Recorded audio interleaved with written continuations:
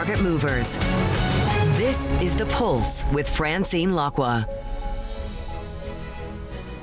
Well, good morning, everyone, and welcome to The Pulse. I'm Francine Lacqua here in London. Now, President Donald Trump's new 10% global tariffs are now in force. Bloomberg is told that the White House is working on a formal order increasing the levy to 15%. Well, Bloomberg politics editor and Washington Deputy Bureau Chief Laura Davison is with us. Laura, thank you for joining us. These new tariffs are allowed to be imposed for 150 days. How much certainty is there now about U.S. policy? We have no certainty going forward. We can say for today, the rate is 10%. The White House has also said that they are working to increase that rate to 15%, but there's no timeline for what that looks like. The White House is also considering launching investigations into a bunch of industrial goods, things like pipe fittings, large format batteries, industrial chemicals. They would launch a probe into whether there are national security concerns on importing these products. That is a precursor for tariffs to come into effect. That is a process that takes weeks, if not months. So that is also down the line. So there is lots of uncertainty about what tariff policy looks like. We are really in a day-by-day, week-by-week situation as the White House figures out what it wants to do next following last week's surprise Supreme Court decision striking down his global tariffs. Laura, will this issue be a big part of tonight's State of the Union, given that cost of living is a big issue in the U.S. midterms? Yes, Trump is, his advisors at least really want him to focus on the economy, talk about his tax cuts, his plans for housing affordability and other things. Trump is also likely to address tariffs in one way, shape or form. One thing to really watch here is the Supreme Court justices are likely to be in the room. They traditionally sit in that front row there, just feet away from where the president is. Trump was very critical of the Republican appointed judges who voted against his tariff ruling last week. It is, noteworthy if he will lash out at them again in the room in the U.S. Capitol. But Trump, has a lot to talk about. He has signaled this is going to be a long speech. He typically speaks for 90 minutes or more. There's a lot of ground to cover in this speech. There certainly is. Laura, thank you so much. Bloomberg politics editor in Washington, Deputy Bureau Chief Laura Davison. Now, the EU says President Trump's new tariff policy will increase levies on some of the bloc's exports above the level permitted in their trade agreement. Let's go straight to Suzanne Lynch, Bloomberg's Brussels Bureau Chief. So, Suzanne, do we know what action the EU will take in response to these new tariffs? Well, we do know, Francine, that the European Parliament has decided to halt the ratification of that EU-US trade deal for the moment. Now, some officials are saying this is not the EU walking away from this deal, but it is giving the EU breathing space. In a sense, the European Union was in a lucky position, if you like, that this ratification process of the EU-US trade deal had not been completed. So they're able to kind of delay that a bit until they see some more detail and some clarity from Washington. Now, there are two real concerns. Number one is, as we've been reporting, there are concerns now that these new regime that was announced over the weekend, that is going to impact negatively European exporters, and they will be worse off than they would be under the Turnberry Agreement, the EU-US trade deal. So you've got that worry, and they're looking for clarity from the US on that. But also, I think, weighing on minds is a fear or an anxiety, really, about what the Trump administration may do next in terms of trade. And we've already heard from the US trade rep that they're looking at these Section 301 investigations at an accelerated rate. What's that going to mean? Is it going to be targeting certain sectors that is going to impact particularly Europe? So I think that other unknown is also weighing on minds here in Brussels. Yeah. Suzanne, thank you so much. Terrific briefing, as always. Bloomberg's Suzanne Lynch, our Brussels bureau chief. Now, let's discuss the trade volatility and the latest twist in the so-called AI scare trade with Emmanuel. He's head of European equity strategy at Barclays. Emmanuel, thank you so much for joining us. Before we get to the AI and all the million questions we have on DeepSeek and some of the fears out there in the markets, what's your take on trade? Because it seems like we're still in limbo. We don't know what happens in a week, a month, 6 months. So does it change the way that chief executives invest capital? Look, I think it's just an helpful in terms of bringing back this trade uncertainty that we almost forgot about at the end of last year. So the view was, look, we are now moving to the next chapter, and Trump will try to focus on affordability and a more pro-growth agenda. And we are back, not maybe to square one, but we are back to a point where I think, business managers have to prepare for different scenarios. Look, at face value, we are very much back to where we were a week ago in terms of average tariff. Let's call it 10%. It might go to 15, but the numbers are not changing meaningfully. The way of implementing tariff is changing, but the numbers are not really changing, right? But you just don't know what is going to be the end tariff game, what is going to be the final number, and the process to get to some clarity. I mean, as an equity strategist, what do you worry about? Is it AI more than tariffs, or that everything comes I'm not sure about the pecking order here. I would say, if you take a snapshot of the current macro setup, things are looking pretty all right? Actually, we are seeing sign of reacceleration in growth in the US, even in Europe, with Germany starting to spend the money. We had a pretty decent reporting season. Earnings are growing, so not much to worry about. And then, if you think about AI, if you think about trade, if you think about geopolitics, they're all main theories that can really have an impact on sentiment and growth, of course, right? So I think... But how do you look at AI? Because AI, we've been talking about certain sectors being displaced or changed radically, but it's on certain days unclear why that the market really realizes, and then it cools off. So it's a bit of a zigzag. Yeah, I mean, nobody knows, but, we are seeing now blogs or, some independent, research publication, really having a massive impact on price action. So far, it's mostly rotation away from, perceived loser to perceived winners. So the markets are not really moving much, but there's a lot of action under the hood. I think what is a bit of a growing concern is this shift towards more like AI deflation theme, which is getting much more macro, i.e. we are all going to lose our job, and many more businesses will go bust because AI is going to replace all of us. And that's why you are starting to see the bond market basically getting bid again. Yields have been moving down quite significantly. There is a bit of tension in part of the credit market exposed to software. And again, banks in the most recent future have been hit as well by credit quality concern, right? So I think if we're moving for idiosyncratic issue to more macro issue with AI driving that can have a broader impact on markets. But it also has an impact, therefore, like on inflation, but also jobs. And again, there's market research, but it goes from 10,000 jobs lost to 100 million jobs lost. So it's difficult to find exactly where you land. How do you do it in your research? Well, I think we're trying to take a balanced approach and say, look, for now, we're not saying, I think there is a demographic shift as well, which is somewhat counterbalancing some of these job losses concerns. So right now, we're not seeing much hiring, but we're not seeing much firing as well. So it's a no firing, no hiring type of labor market. Things might change a bit. So I think we have to be very nimble about our ability to forecast the future. But I think we take the view that right now, this is a contained issue mostly. And if you look at the past main phases of industrial or technological progress, usually they came with new job creation as well, right? So I think history is telling us that maybe we should not over-exaggerate the threat of this AI disruption to the labor market. But of course, I think what we are trying to do from an equity allocation standpoint is to be exposed to some of this old economy, more tangible parts of the market, right? Things which are not too much disrupted by AI innovation. Such as toothpaste. Why not? You can have stuff in staples, in healthcare, goods generally, industrials. We like the broad AI supply chain, whether it's electrification, industrial. Look, all of that is quite consensus, but they're still working very well. It's very hard to go against the crowd here. If you look at software stocks, we think they are massively undervalued now, mispriced. But look, it's very hard to prove the market wrong on that. Where do you see value in European stocks? And again, is there a point where actually a high euro level compared to dollar is counterproductive? It really starts hurting companies. Look, it could, but I think, we are starting from a much higher level of euro compared to 1 year ago. So you had a 15% move in euro-dollar last year when growth expectations in Europe were revised down. So it was a double whammy for earnings, weaker growth and stronger currency. Right now, euro is quite strong, but stable compared to where it was 1 or 2 months ago. But European growth expectations are being revised up. So I think the biggest driver of earnings ultimately is activity and GDP growth.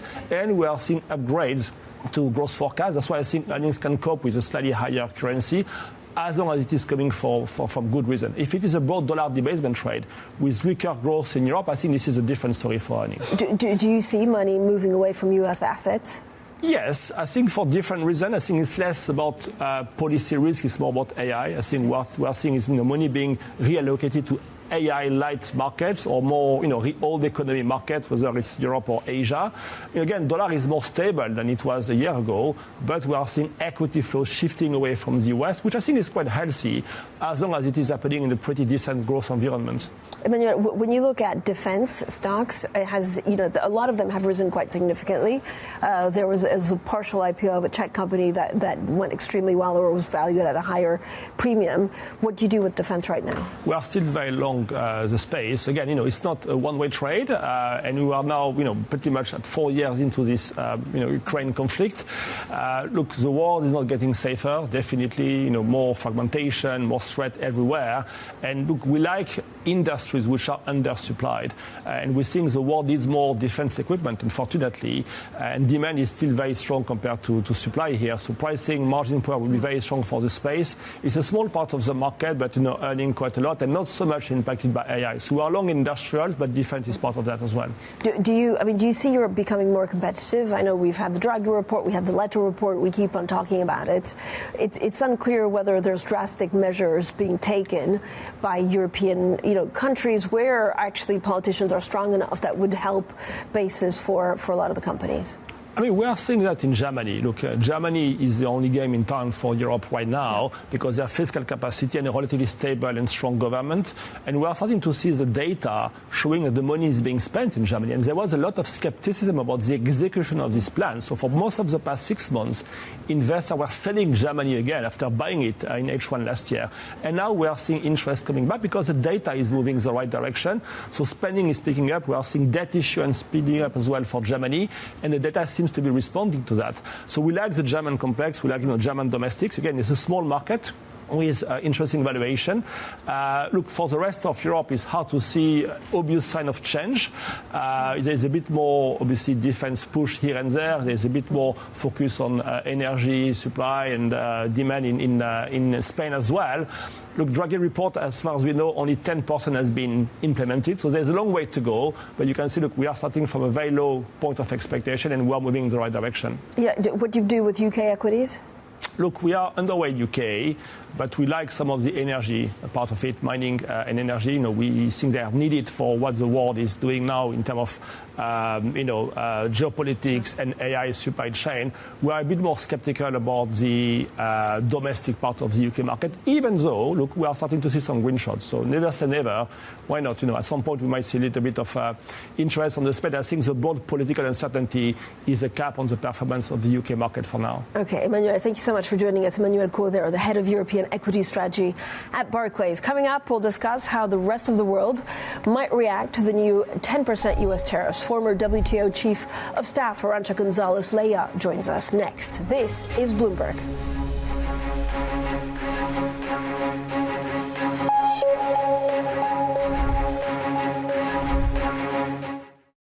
Tonight, as affordability, immigration, and national security dominate the headlines leading into the midterms, President Trump will deliver his State of the Union address. Balance of Power will bring you live global coverage starting at 8 p.m. Eastern.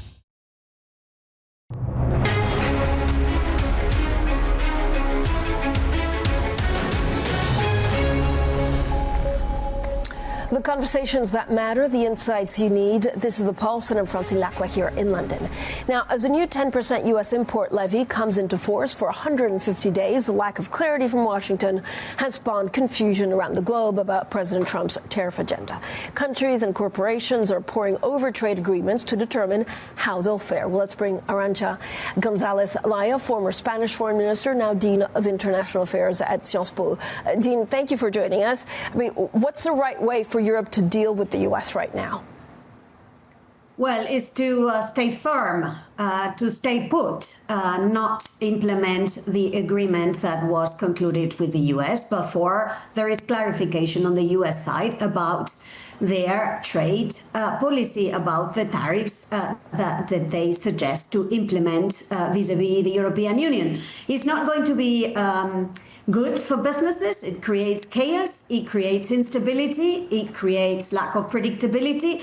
But I think we have to stand firm because we can't operate and we can't offer concessions to the other side without knowing what we get in exchange. Does it change, Dean, anything? Last year, we saw a lot of countries, apart from China, actually not retaliate against the U.S. Are you expecting the same of this year, or will countries be a little bit more belligerent because they're fed up of the uncertainty? Well, I think the first thing, Francine, that it's important to note is that the rule of law matters. So maybe thus, as to those who said might is right, I think we are learning that might is not always right, and that right still has a big value. So I think it has told us also that the avenue of challenging with the law the actions of the U.S. administration is important, whether it's with the U.S. Supreme Court, whether it's with lower courts like the Court of International Trade, whether maybe it's with the WTO, is to push back also using the law, which has proven to be effective in clarifying what the U.S. administration can and cannot do. And I say this because there are also a lot of doubts about whether the instrument that the U.S. administration is not proposing to use, Section 122, is applicable to today's reality. Is there a real, is there a fundamental international payments problem? Can we say that they are respecting Section 122 when big parts of products are excluded from the measures, while Section 122 says that it has to be applied to a broad and uniform set of products? So, I think it's important to question and to question according to the law because, it's proven to be helpful in, questioning the abuse in the use of instruments like tariffs. But is there a question on, if you're Europe right now and you're a head of state or you're the Commission, do you need to align yourself more with China? If there's this massive, I'm not sure what this new rules-based order looks like and whether Europe has to choose between the U.S. and China and whether actually be a good idea to go more towards China. I think Europe has to choose Europe. It has to stand on its 2 feet and it's got to defend its interest, and it has the ability to do so. And obviously it is better if it does so, especially as regards the abuse in the tariff instruments by the U.S. administration. If it does this with a broad coalition of countries, whether it's Canada, whether it's the UK, whether it's many countries in Asia that are impacted by these measures too. Then there is a second question concerning the reform of the rules of international trade to make sure that these rules reflect better on today's realities, that they can capture, trade policies that may not be fair, whether it's because they are projecting overcapacities on international markets, whether it is because they are selling below costs, whether because prices are predatory. This also needs to be tackled. The larger the coalition, including obviously China, because a number of these practices also have to do with China, the better it would be. But Europe has to defend its own interests. And frankly, it's not a small player. So when it stands firm, it makes a difference. Dean, we have a viewer question, which is basically, is there a danger that if the EU steps away from this trade deal with the U.S., that President Trump would walk away from a Ukrainian resolution? Well, let's ask the question in the right way. Europe is not walking away. It's the U.S. that has walked away from the deal that was signed in Tambury. I guess that if the U.S. sticks to the Tambury deal, imperfect as the agreement may be, the EU will stick to it. But it's the US that has departed. For now, it's proposing to depart from the Tambury deal. So, a deal is a deal at the end of the day. So you change the terms, don't expect the other side to stick by the terms. What does Europe need right now? I know we had the Draghi report, we had the Letta report. Is there anything that would be a quicker fix, or do you think Europe is taking the right steps to be stronger together? Europe is moving in the right direction. It's probably moving too slowly, but in my view, the sense of direction is the right one. Part of the answer to the European Union is build its own internal resilience. This means more integration of European markets. energy, capital, technology, and above all, building a European defense and security. And number two is building more bridges to diversify partners across the world, like it's doing with the agreement with Mercosur, with India, and a few more to come. So these are the two legs on which the European Union has to invest moving forward. The basics are there. I think it's moving faster on the external dimension than it is on the internal side. And what we now need to see is clear leadership on the side of European Union member states to walk the talk on further integrating the European market. That is the best way for Europe to defend its interests in this much more turbulent way. Can Europe be a serious leader in the world if it doesn't have its own big AI company? Yes, it can, and it's proven to be. I think on artificial intelligence, for me, what matters now is what we do with it.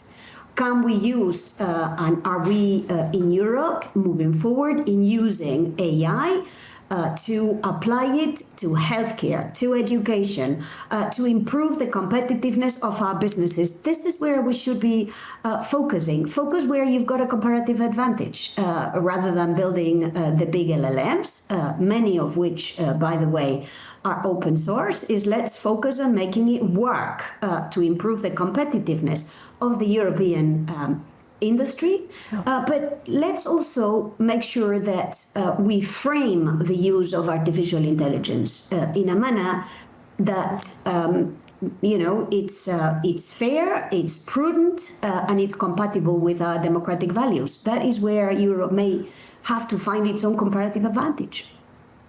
But do you see Europe having its own national champion to do the things that you're talking about?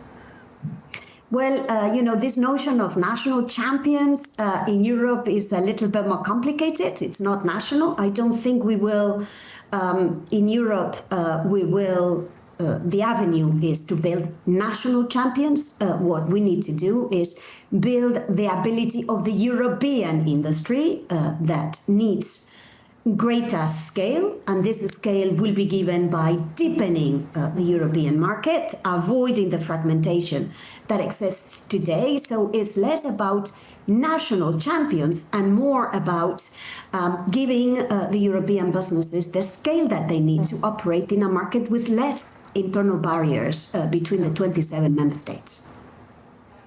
Thank you so much for joining us. Arancha Gonzalez Laya there, former Spanish foreign minister and now Dean of International Affairs at Sciences Po. Now, we have quite a lot going on in the markets. A lot of the focus is on yen, I would say, and it's a lot, of course, also on AI. Yen declining a little bit further after we saw the Prime Minister, or certainly Sanai Takashi, voicing apprehension over more rate hikes in a meeting with the Bank of Japan Governor Kazuo Ueda. And then we look at U.S. futures, a lot will be determined by what we see with AI. Now, this is after there's been quite a lot of brief rebound that's now been fading because there's still fears about the disruption and disruptive impact of AI, and that's continuing to unsettle markets. Traders, of course, still need to contend with a range of other concerns, including trade uncertainty and brewing tensions between the U.S. and Iran. Coming up, domestic shakeups and global policy challenges.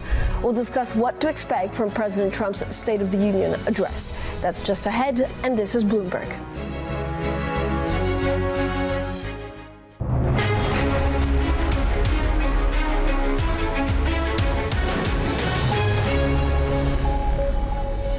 Good morning, everyone, and welcome to The Pulse. I'm Francine Lacqua here in London, and these are your top stories. Donald Trump's new global tariffs have gone into effect, and the White House is working on a formal order to increase the rate from 10 to 15%. Jamie Dimon, the JP Morgan chief executive, warns of parallels to the pre-financial crisis and says some rivals are doing, quote, dumb things. And the EU fails to agree on a fresh round of sanctions on Russia as the war in Ukraine enters its fifth year. Now, tonight, President Donald Trump will deliver his first State of the Union address in his second term.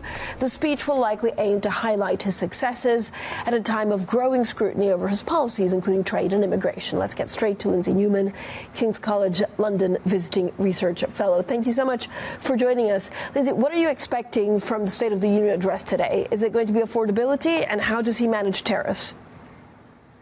Francine, thank you so much for having me on. As you said, this is his first State of the Union address in his second administration. He, of course, did address a joint chamber of Congress last March, 6 weeks into his administration. And I think that's a good place to start in terms of what we can expect tonight. That time around, he was really focusing on the momentum he saw in his administration and what he felt that the administration had already achieved, the successes he had already felt that he had accomplished, including around at the border security, 100 executive orders, hundreds of executive actions, and he previewed tariffs and the U.S. global role. Tonight will be, in some sense, more of the same. I absolutely expect him to hone in on what he perceives to be his year one, the administration's year one successes, the big, beautiful bill, AI investment at home, border security, those issues that remain quite popular at home. And then on the global stage, he'll talk about the Gaza peace plan. I imagine the border peace will come up, the ongoing U.S. efforts to bring a peace plan to the war in Ukraine, and the upcoming trip that he has planned for China. He will, as you said, he will try to reframe or sort of sidestep those areas that are perceived as vulnerabilities for his administration and his record. You know, on this issue of affordability, it's a year on. It's becoming increasingly difficult for him to continue to frame where the economy is as a Biden era hangover. He is having to take more and more responsibility for the fate of the economy at this point in time. We know, generally speaking, polling on how he's handled the economy is quite mixed.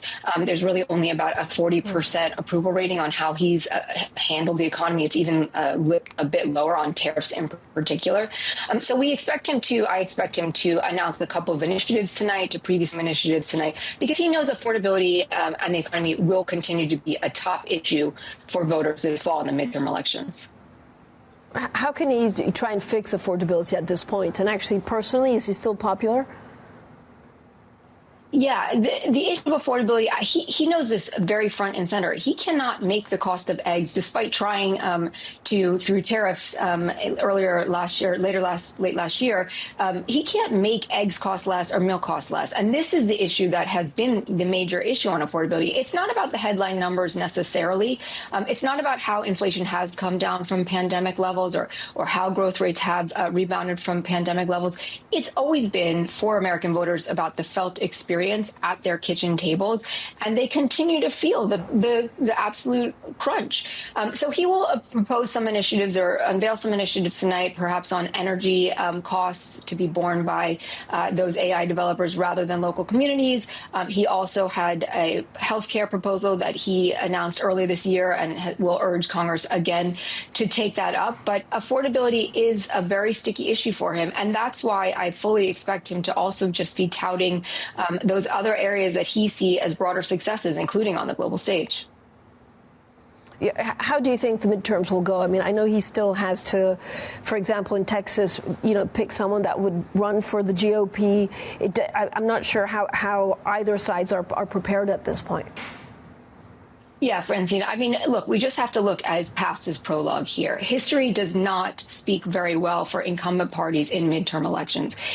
It is very uncommon for incumbent parties to hold on to both houses. In fact, this is a very big headline here, only one time since 2000 has the incumbent party held on to both houses. And that was in 2002 following the 9/11 attacks and the U.S. invasion of Afghanistan. Only one time has the incumbent party held on to both houses. So it's very likely that the Republicans right now are considering that reality, that they're going to have to let go of one of the congressional houses. it almost always is that the House of Representatives and not the Senate. And Trump is very aware of that. And that's one of the reasons why he's thinking more broadly, including around this military, I believe, why he's thinking more broadly, including around this military action in Iran, and why he's thinking, why we've been hearing in recent days about a potential two-step process here where there could be an initial strike on Iran followed by a broader effort in a couple months' time.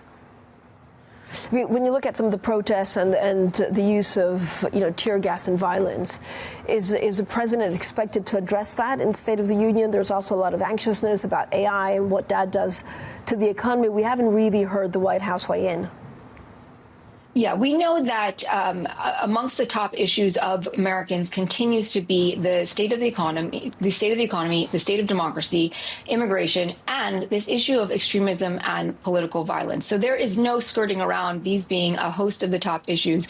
The president is unlikely to really directly take on this issue of political violence and extremism, but he will be almost undoubtedly talking about election integrity, the health of the elections that are coming up in the midterm elections, the efforts that the administration has been supporting, including the SAVE Act, to sort of bolster what they see as election integrity efforts at the voting and polling booth.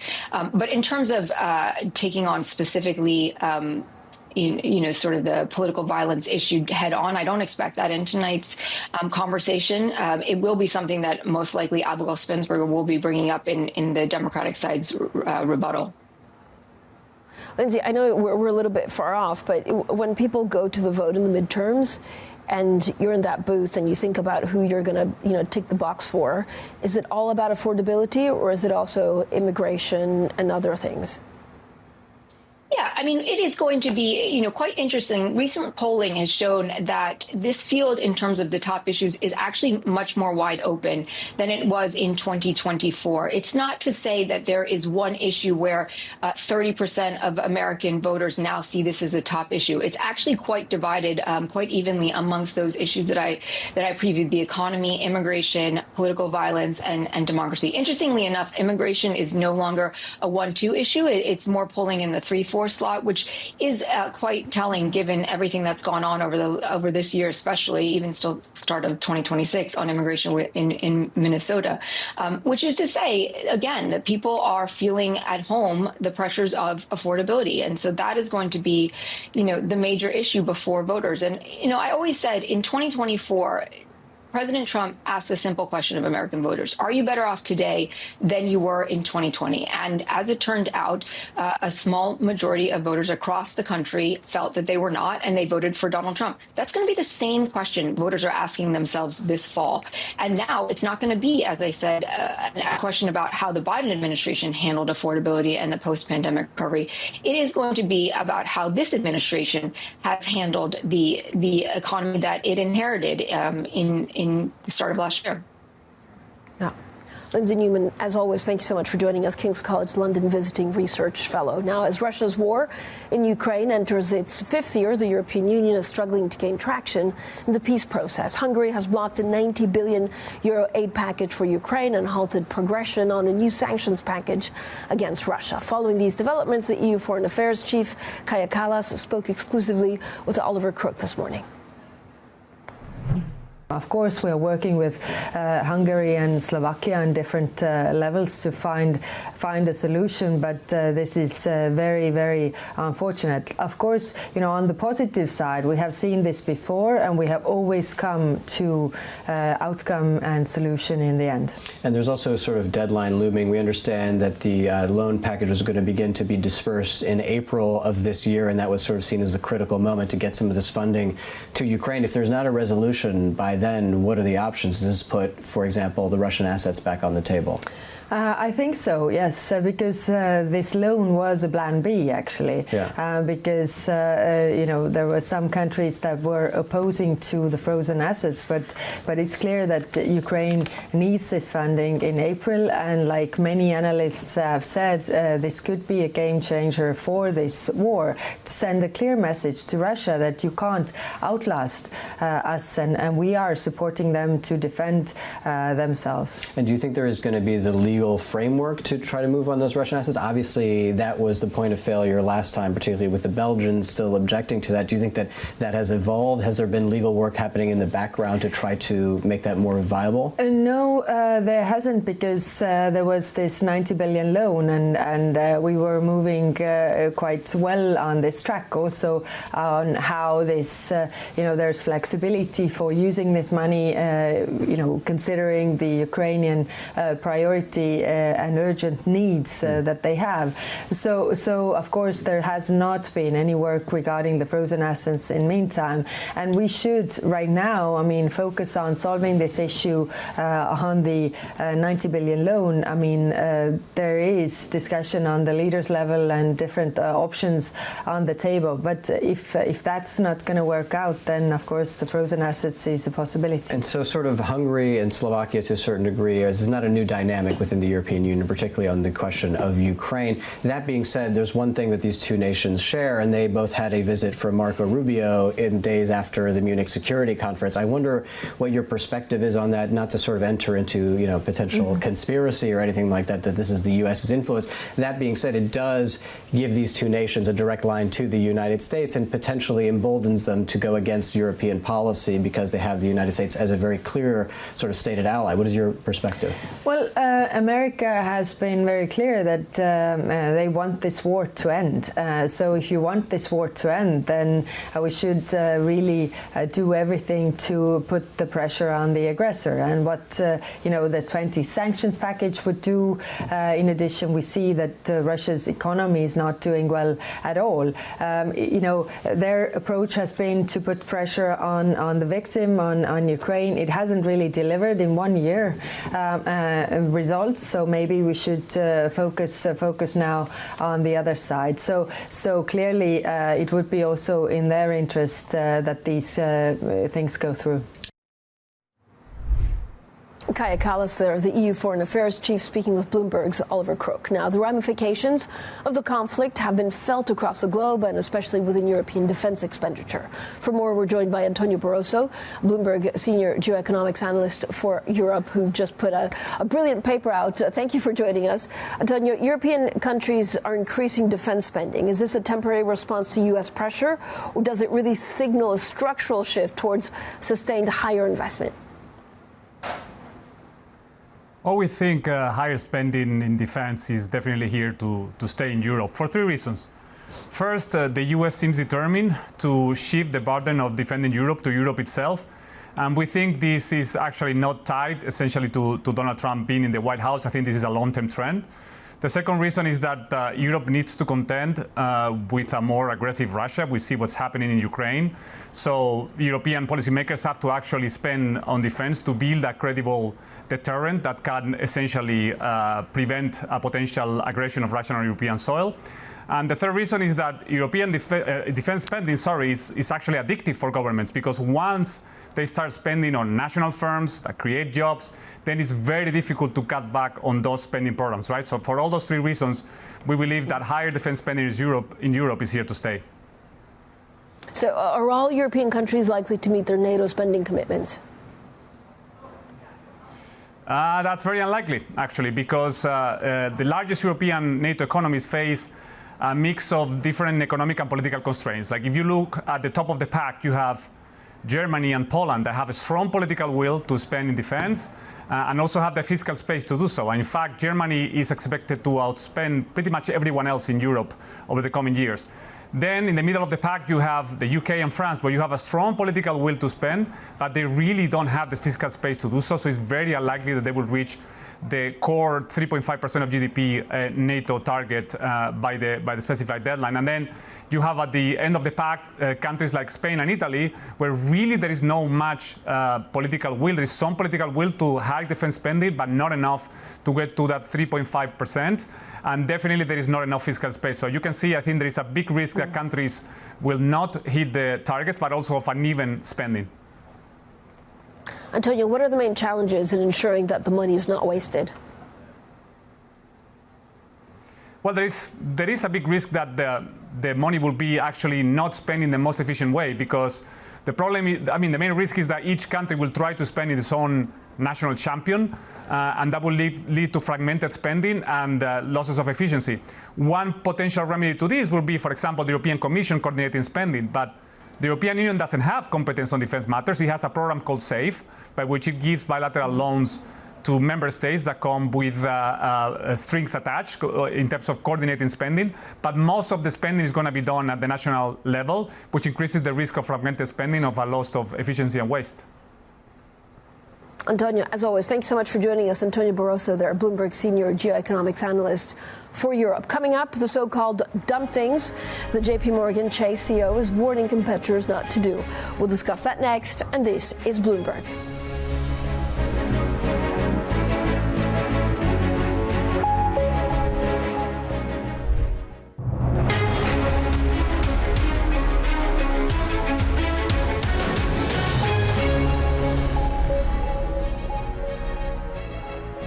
Welcome back, everyone. Now, Standard Chartered announced a fresh $1.5 billion share buyback as it reported weaker than estimated earnings in the fourth quarter, just weeks, after its share price was hit by the surprise departure of its chief financial officer. Bill Winters, the chief executive, spoke to us this morning, so we'll get to that in a short while. It was an interesting conversation where they also talked about succession. Now, in other matters, the JP Morgan chief executive says he's starting to see parallels to the era before 2008 global financial crisis, when a rush to make loans ended disastrously. Now, Jamie Dimon told investors he sees some people doing dumb things to create net interest income. Joining us now to discuss all of this is Neil Callanan, a Bloomberg Private Companies managing editor, and Tom Metcalf, who leads Bloomberg's finance and legal coverage for EMEA. So thank you both for joining us. Tom, I mean, we love a Jamie Dimon interview because it's never dull. I mean, when he says, rivals are doing dumb things, is he talking about credit? Yeah, I mean, I think that's certainly one assumption. And look, he's the master of giving great copy, so no surprise this is kind of all his words are being poured over. I think it's almost like a classic of its genre, because he is going, yeah, take a look at the rivals. JP Morgan's doing great. I know exactly what I'm doing, but this is, a bit worrying maybe on the margins, or at least in certain areas. But look, there's a lot of nuance there. Obviously, dumb money, that raises a lot of kind of eyebrows. But fundamentally, he's saying there are risks there. I'm definitely seeing parallels. Yeah. But I think he's also saying he's not expecting these losses to be kind of systemic, at least as I read his comments. Yeah, so Neil, how do you read these comments? Does it start to feel like 2008? I mean, it's almost like Dimon put a hand grenade and then kind of walked away. So are we leading up to something that could be as dangerous as the big financial crisis? That is a concern, obviously, but we felt this way just over 2 years ago when a bunch of funds were gating in the US as well. BCRAD and BREIT were kind of not gating, but like limiting investor withdrawals at the time. And everything calmed down again and everything was fine. And part of that was, they came out and strong statements, brought in new investors, limited the withdrawals, and everything calm down. So the difference this time is, and where the systemic risk comes in, is in the last couple of years, despite what Jamie's saying about rivals making mistakes, those mistakes have often been backed by the banks. So if you look at non-bank lending in recent years, nearly all of that is coming from banks. It's a huge part of the increase in their loans and loan commitments, and that intersection and symbiosis that has been growing up between banks and shadow lenders is something to be concerned about in the longer term. But at the moment, it would be very early to say that this could lead to something more serious. Markets are very volatile in general, but somebody could come out with something next week and everything will change again. He also pointed out to other risks. Yeah, exactly. No, he's talking about AI and all the classics things, right? Like, basically, I totally agree with Neil. I think it's such a volatile market, you never quite know, and these comments could, in a couple of weeks look incredibly prescient, or perhaps more likely, we've moved on to the next thing, and good Lord. But I think the most interesting thing here is, very artful from Jamie Dimon to give JP Morgan a lot of distance. They were certainly slow into private credit, but I think, that point of, certainly banks are kind of backing a lot of these deals, and there's this fascinating sort of balance where non-bank firms are taking some of the bank's lunch, but at the same time, both sides totally rely on each other. So definitely something to keep an eye on. I mean, I have to say the word rival, for me, struck a chord, because he kind of, it's great because it makes them look great, but are some of these private credit companies really rivals? It depends on which area. Ironically, they have been in things like software, which is now coming back to haunting people who got involved, and there is a certainly a concentration risk within private credit in software, largely because in the US, about 80% of private equity lending is through private credit.